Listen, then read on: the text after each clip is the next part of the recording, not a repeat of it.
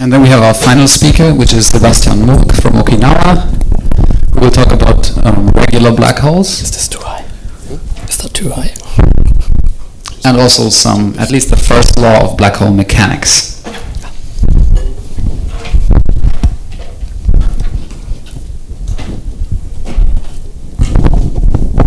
Okay. Thank you for the introduction, and to the conference organizers for having me here and giving me the opportunity to share some of my research with you today. As already alluded to, I'm going to talk about the first law of black hole mechanics in the context of regular black holes. This is based on the work of a very talented PhD student, Ioannis Soronidis at Macquarie University, and myself. So we have a paper on the archive with the same title. The paper has already been accepted for publication in Physical Review D, but it's not published yet. However, the latest version on the archive is entirely equivalent to the manuscript that we submitted, so there's no downside in reading the archive version of the article. Now, before I show you our results, I should explain what our setup is, so what framework we're working in and what our assumptions are. We're working in the framework of semi-classical gravity, and what that means is that space-time geometry, which is represented by the left-hand side of the Einstein equations, is still classical. And in particular, that also means that classical notions such as the metric, such as horizons, such as trajectories of observers and of particles remain physically meaningful, and we can use them in our analysis. Now, what makes this semi-classical is that the metric is modified by quantum effects, and the way this is accounted for in the semi-classical Einstein equations is that instead of working with the standard energy momentum tensor of classical GR, one considers the expectation value of the renormalized energy momentum tensor in some quantum state psi. And so this renormalized energy momentum tensor encodes the entire matter content of the model. So in the context of black holes, it encodes both the collapsing matter and the quantum field excitations that it produces. I should also mention we do not make any assumptions about the matter content of the theory, about the style of energy conditions, about the asymptotic structure of spacetime, or about this quantum state psi.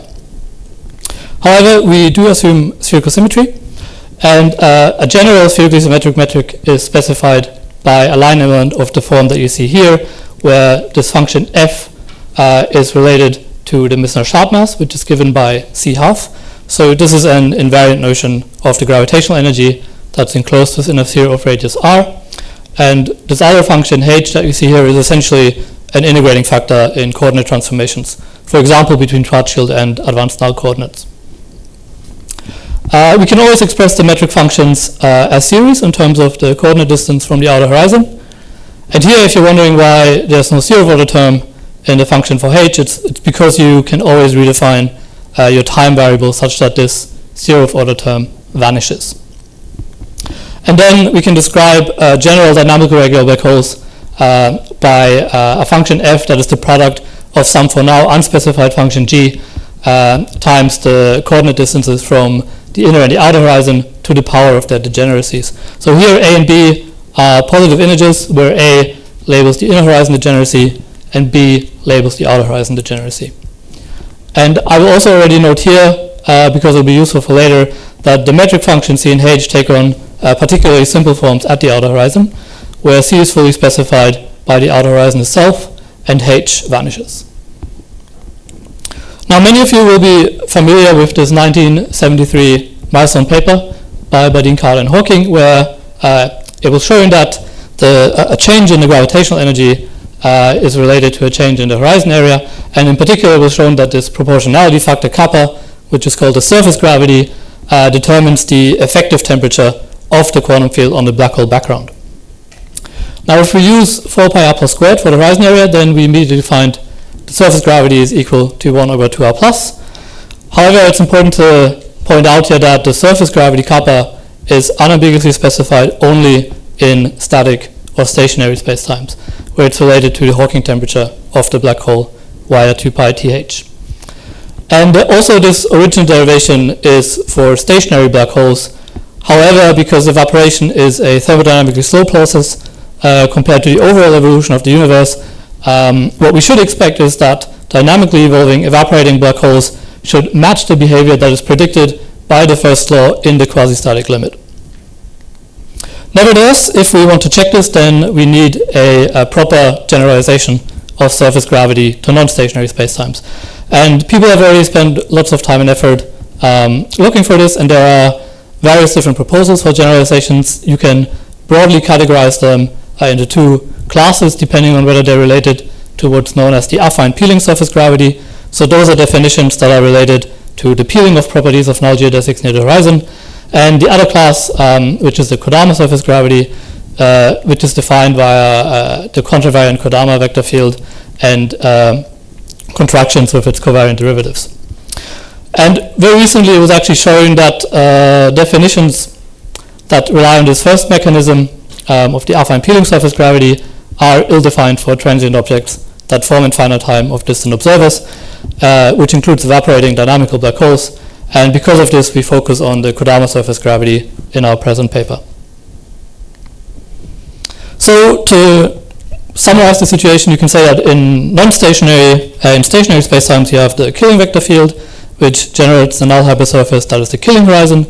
And then in dynamical spacetimes, this is in a sense superseded by the Kodama vector field, which is preserved in dynamical spherically symmetric spacetimes and generates this conserved current for any symmetric rank 2 tensor that is invariant under the spherical symmetries of the spacetime. And in fact, if this rank 2 tensor G mu nu is the Einstein tensor, then the current's Noether charge is just the Misner-Sharp mass. Now we want to evaluate the Kodama surface gravity at the outer horizon. So recall that at the outer horizon, H vanishes, so our line element simplifies, and also the Kodama vector field takes on this particularly simple form. And with that, we can use the generic form to describe dynamical regular black holes, and we obtain the following limit for the Kodama surface gravity at the outer horizon. And from this limit, we can see straight away that actually having a non-zero Kodama surface gravity at the outer horizon is only possible if the outer horizon is non-degenerate. So B, the label that we chose for the outer horizon degeneracy, has to be equal to 1. But we can also evaluate this expression without assuming this specific form that applies to dynamical regular black holes.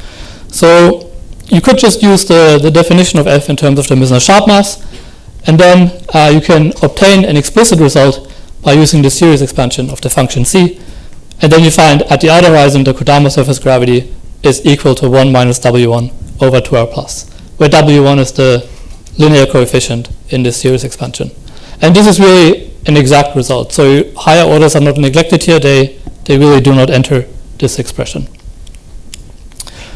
Now if we combine this expression for the Kodama surface gravity with the first law, we can get an expression for delta M at the outer horizon. However, we can once again take the straightforward route because, as I said, the Misner-Sharp mass is nothing other than C half. So we can also evaluate directly and obtain another expression and then combine the two. And then on top of that, if you use the relations for area and volume, that allows you to relate delta R plus to delta V. And then you find this extended or generalized form of the dynamical first law. And then you can even go one step further and compare this with the traditional form of the first law of mechanics.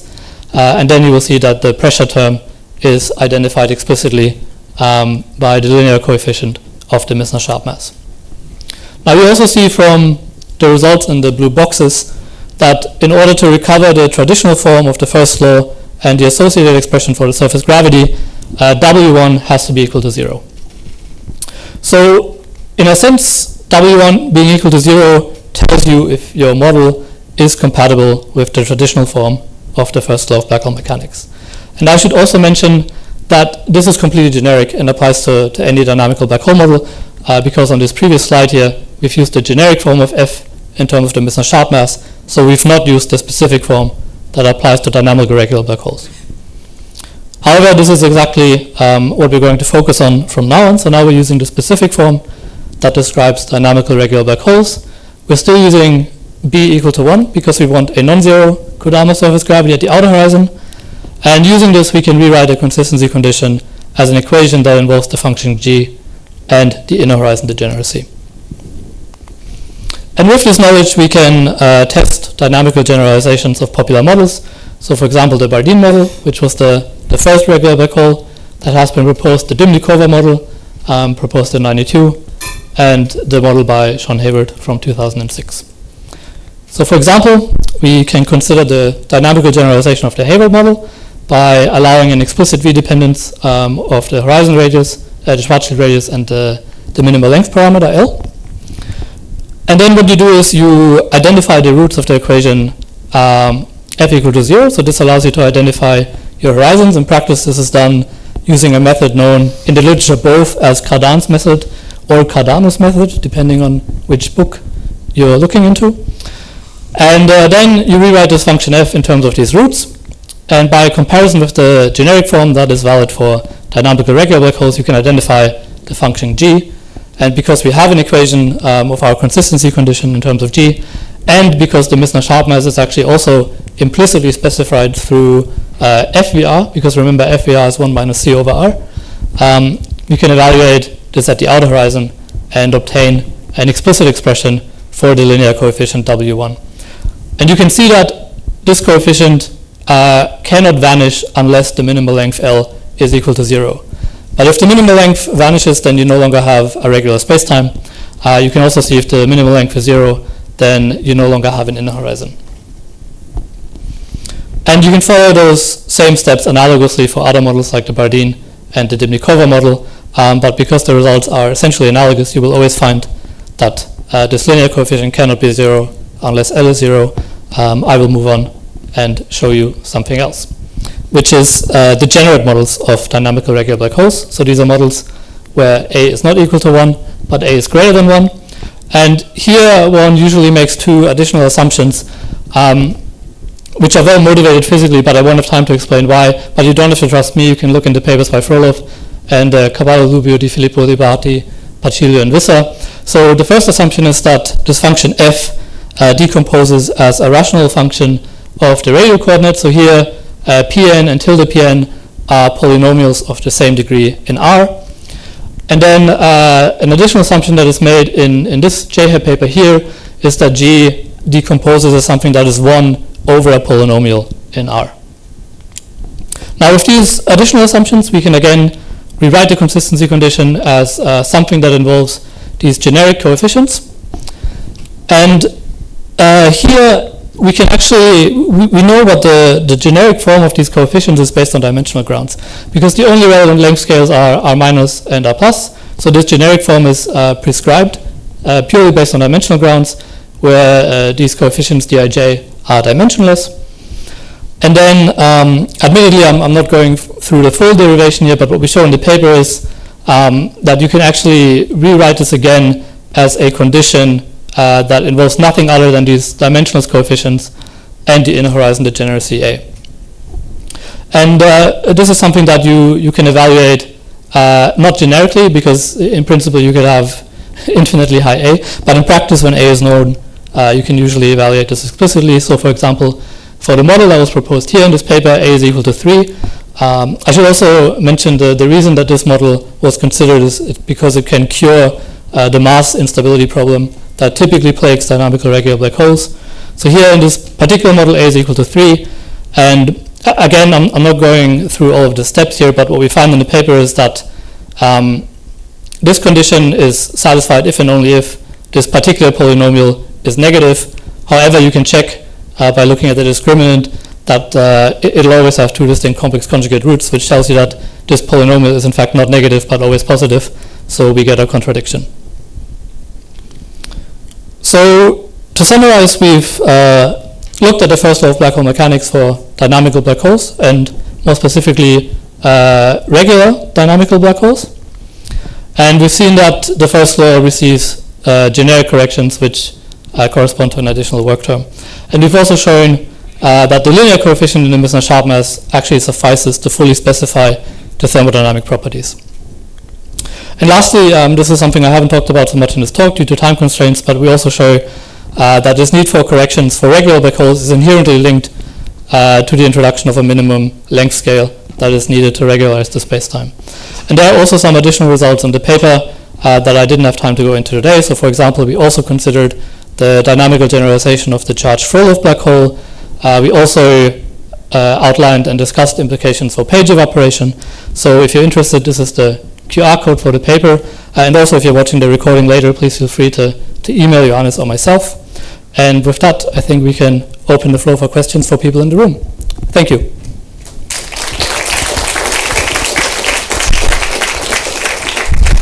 Thank you very much, Sebastian. And yeah, indeed, we have time for some questions before we proceed to general questions.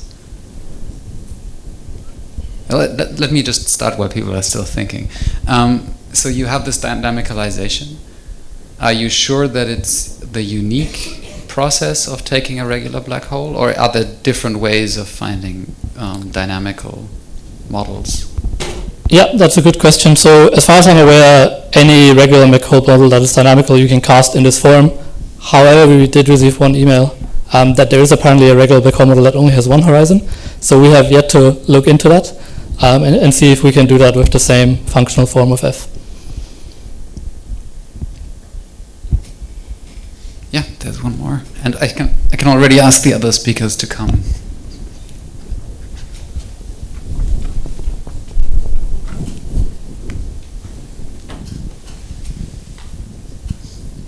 Thank you for your talk. So this Frolov black hole is the one with the limiting curvature assumption, right? So if you look at the Frolov generalization, yes, but we looked at Hayward. But there is a charged Hayward-Frolov black hole as well, which we considered in the paper, but which I omitted due to the time constraint in the talk. Okay. So I just wanted to see if it's this one here, where these are the two main differences here. Oh, okay. Because they have a bound on basically on the curvature. That's their conjecture. I wanted to see if the corrections that you showed in the last slide have any direct relation to those upper limits for the curvature. So you're asking if this is related to the limiting curvature bound? Yes. That's a good question that I don't know the answer to. But yeah, thank you. Okay, so before we proceed to the more general discussion, let's thank Markus again. Sebastian, sorry, I'm sorry. And then I think we already have a question for Stefan. So I'm going to first call for more remaining questions to the speakers from the audience. So Stefan, suppose you want to figure out models, whoever claims that, okay, there is a singularity resolution, let's say look LQC, okay. So suppose you want to figure out whether that is due to a choice of lapse or due to the choice of the quantization or the lattice. So how would you go about it? I mean, do you already have some results or intuition, or if not, what would you do? I mean, one thing to do would be to try and redo the same quantization using a different clock, right? I mean, that's an obvious starting point. So in loop quantum cosmology, I mean, you mentioned that all of the literature is based on the scalar field that I also had here, the massless scalar field. It's always that which is the clock. So if you were able to write down a model that had two possible clocks, maybe a perfect fluid or unimodular gravity, and you use the other one, you can compare whether you get comparable results or not. And I think that would be the starting point. Okay, and what seems here is that you always have to have a potential for the scalar field which allows you to have a monotonicity in the phi or pi, right? It's a free scalar field, so the potential is exactly zero. Oh, you don't have a potential. No, okay. In fact, so you can't have a potential. Is that okay? Yeah, I mean, there's people in this room who know more about this than I do. I mean, there may be particular fine-tuned choices of potential that still allow, identification with a clock, but in general, yeah, you lose this monotonicity property, right? Because if you have a potential, a scalar field can turn around, and then it no longer serves as a clock. There's a further remaining question for some speaker. Okay. My question is not really for any speaker in particular, but just a general question. And in fact, it's a bit philosophical in nature. So the question is, why do we want unitarity in quantum gravity to begin with? I mean, one can ask this question for quantum mechanics, basically, because people often quote probability conservation that implies unitarity, but this is not true. I mean, it's not. Unitarity is an independent statement. So why would we want to construct a quantum theory of gravity that obeys unitarity to begin with? And do we really want to do that or not? I think that's a very broad question for this session, but if the speakers have a go on that.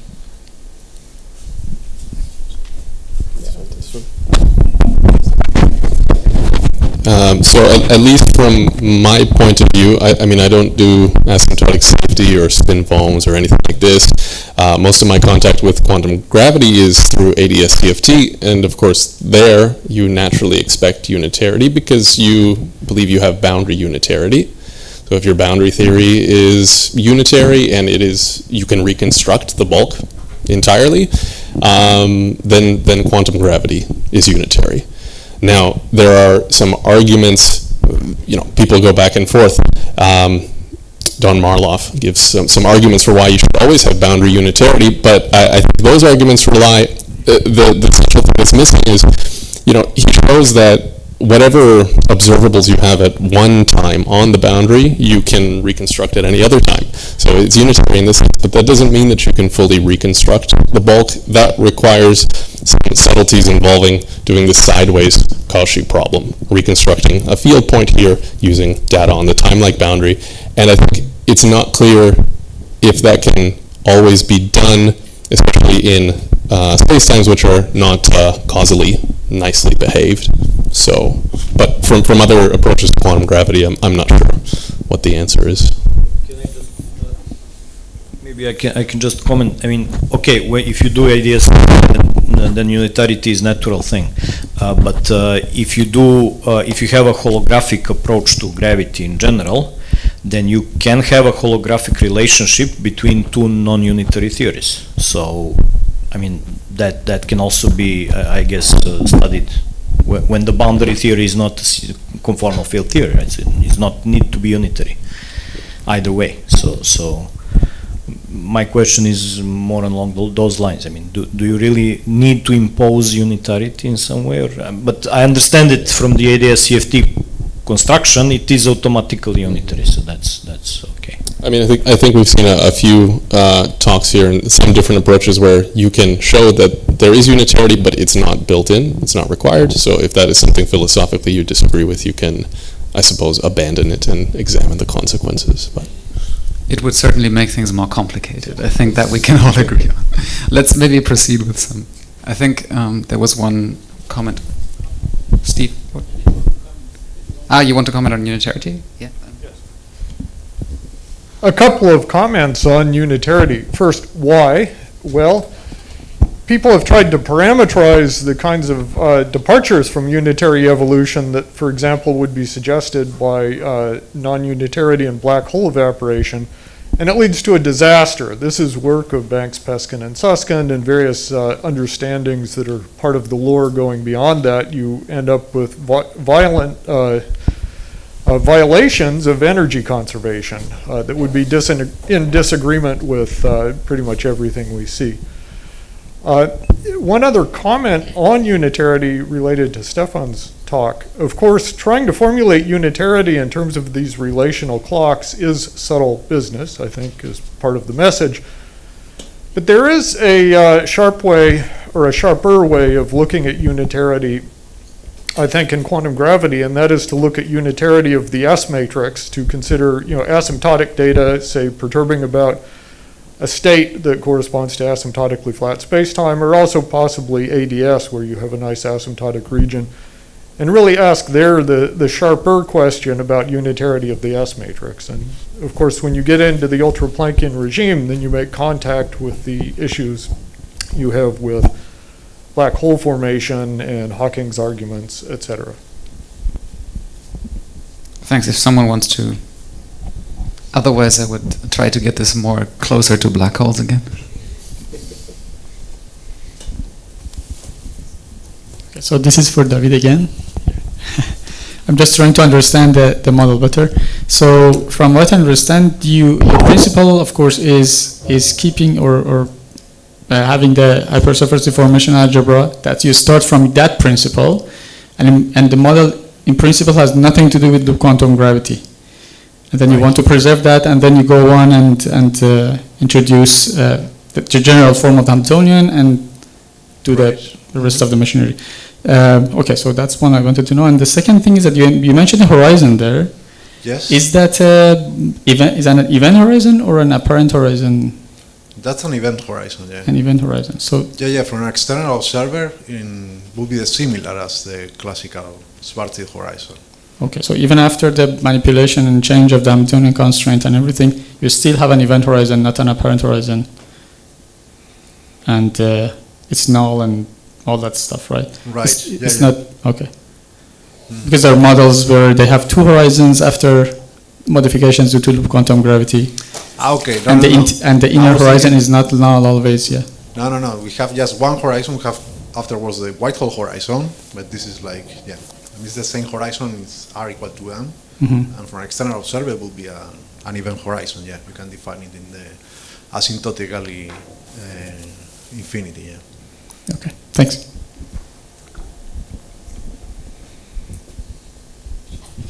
Are there more questions, or maybe do the speakers have a?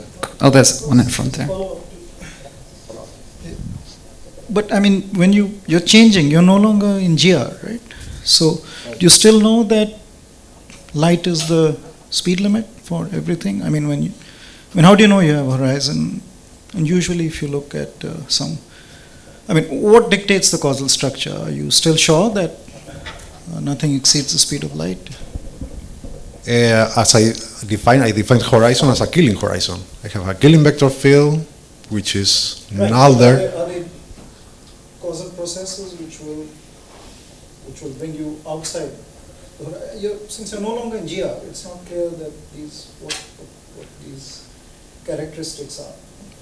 Yeah, but I mean, we do the study, the precise study of the maximal extension, and this is the picture I show you. And there you can see, I think, from an external point of view, it's the same as GR, an external observer.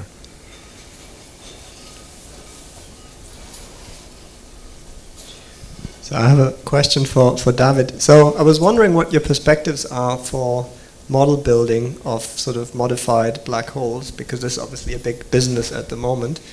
And your results, I mean, seemed quite restrictive in the end, right? That once you impose a certain set of assumptions, and maybe you require, for example, that the curvature doesn't blow up far away from the black hole, which seems quite disastrous, you don't have many options left. Is that a fair assessment? And if yes, how is your perspective for how we proceed with this modification of classical black holes? Yeah, I would say that it's quite restrictive, but also the ansatz we started with is based on the classical Hamiltonian in a sense, right? I mean, you can add, for example, higher derivative terms.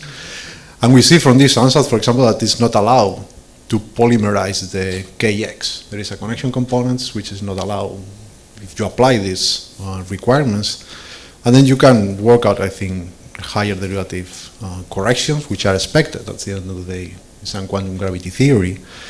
And on the other hand also, I mean, it's quite restrictive in a sense, but still you have, I think, 5 or 6 functions of the radius that you can play with. I mean, this also can give you a lot of room, I guess, for different space-time behavior. But yeah, I think it's quite restricted. This was actually one of the questions that I still had to your talk. The 5 functions, they are still in general free, so you make then choices, right? Exactly. That's what I do later. I do, like what I was saying, the minimal deformation, in the sense that I take what I consider the closest thing to GR. But yeah, you can play with that a lot. And yeah, I mean, you need some external input to choose those functions, yeah. More questions, yes.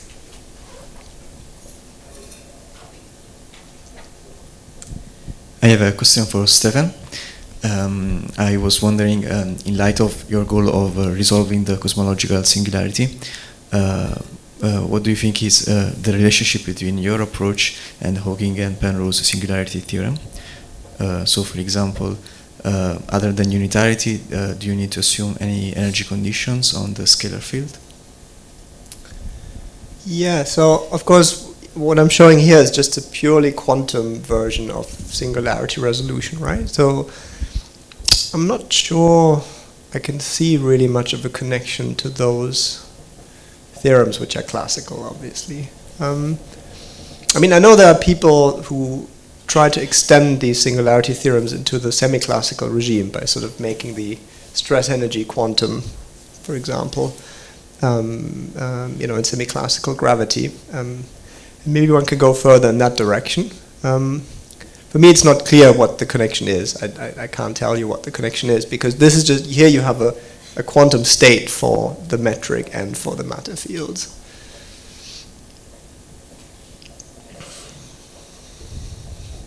I actually still have a question for Phil, if there's currently no other.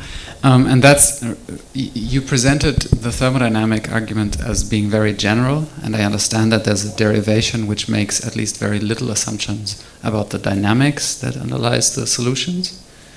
But in how far do you know that the thermodynamic stability aligns with just classical stability?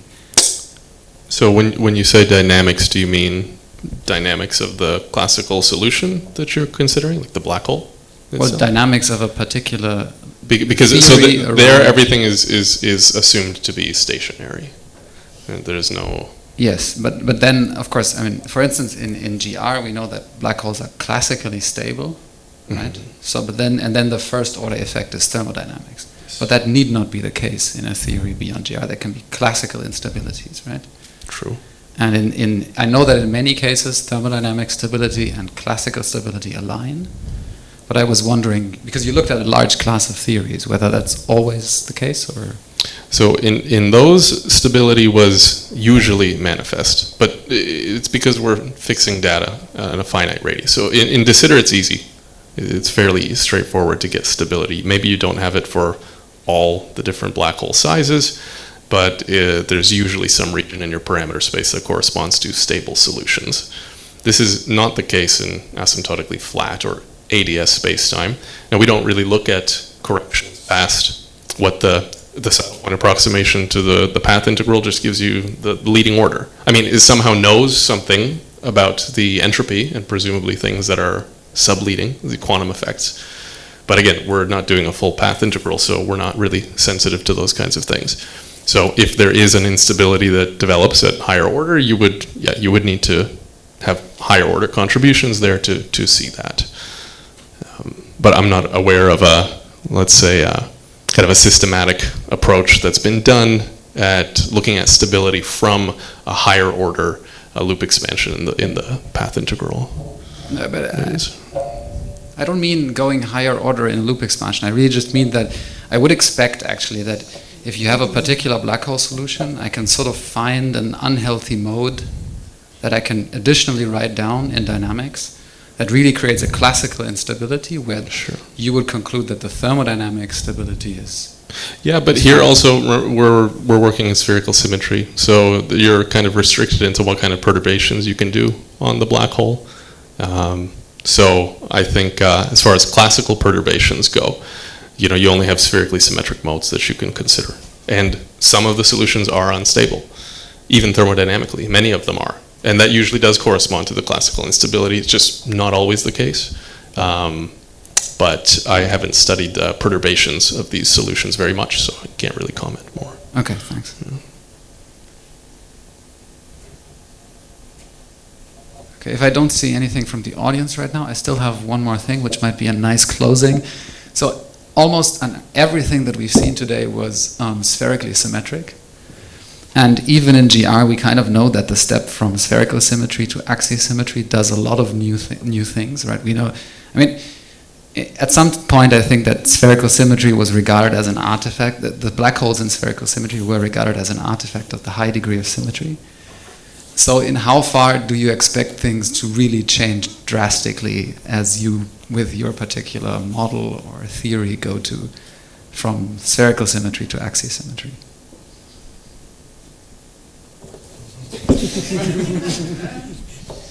I don't know, but I really will expect a lot of different behaviors there. Yeah, I mean, you wouldn't? I will expect some differences. Yeah, but I have no clue. Yeah, I will counter that. So I'm part of a group that works predominantly with quasi-local horizons, and there you actually see that in spherical symmetry, if you have a quasi-local horizon that forms in finite time with a distant observer, then this black hole should not be able to accrete mass after the horizon has been formed. So it can only evaporate, which is because you have the presence of firewalls which violate bounds on the NEC and all of that kind of stuff. So here it would really be interesting to see if things change in axial symmetry, because if they don't, then we're sort of running into conflict with experimental data, because from EHT we see accretion disks. Of course we don't know for sure whether or not there is a horizon, but I'm not aware of any mechanism where you can have continued or sustained accretion very close to the horizon without actually crossing it. And similarly from LIGO and Virgo, we've seen merger of black holes, and then the resulting black hole's mass is bigger than each of their progenitors. So if these objects truly have horizons, then somehow some mass must have been acquired and some horizon must have been crossed. So yeah, it would really be interesting to see, and I'd be surprised actually if, at least in the quasi-local dynamical case, there were no differences.